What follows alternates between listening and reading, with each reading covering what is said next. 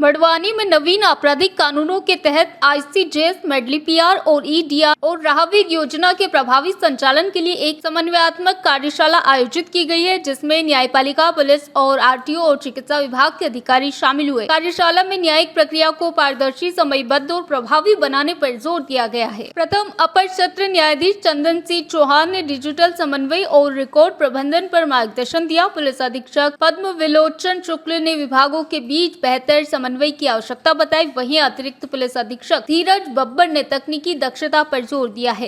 कार्यक्रम में सड़क दुर्घटनाओं से जुड़े मामलों में डेटा की सटीकता, त्वरित कार्रवाई और पीड़ितों को समय पर राहत देने पर विशेष चर्चा की है। RTO और NIC अधिकारियों ने राहवीर योजना और PM राहत योजना की विस्तृत जानकारी दी। चिकित्सकों और अधिकारियों ने मिलकर प्रक्रियागत समस्याओं के समाधान और बेहतर समन्वय की दिशा में महत्वपूर्ण सुझाव दिए हैं। प्रधानमंत्री राहत योजना के कार्यशाला का आयोजन किया है, क्या बेनिफिट मिलेंगे इस कार्यशाला से? मुख्यतः जो हमारी नए कानून लागू हुए हैं, भारतीय न्याय संहिता, उसके अंतर्गत जितने भी पिलर्स हैं सबको आज एक छत के नीचे इकट्ठा किया गया। हमारे जो प्रधान जीवन सत्र न्यायाधीश महोदय, उनके यहाँ उनके से हम लोग ने अनुरोध किया था, तो जिला न्यायालय से हमारे न्यायाधीश महोदय यहाँ उपस्थित हुए हैं। उनके द्वारा इस पूरे योजना में जो हमारे कठिनाइयाँ आती हैं, MLC में कठिनाई आती है, उनपे संज्ञान दिया गया।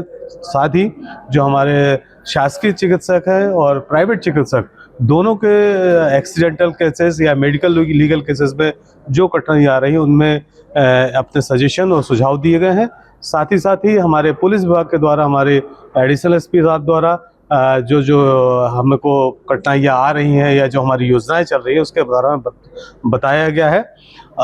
इसका सबसे बड़ा फ़ायदा यह हुआ कि जो हम लोग को छोटी छोटी सी दिक्कतें आ रही थी, एक दूसरे के सिस्टम को समझने में दिक्कतें आ रही थी, उसको समझने का मौका मिला और निश्चित ही इस कार्यशाला का हमको आने वाले समय में अत्यधिक फ़ायदा मिलेगा।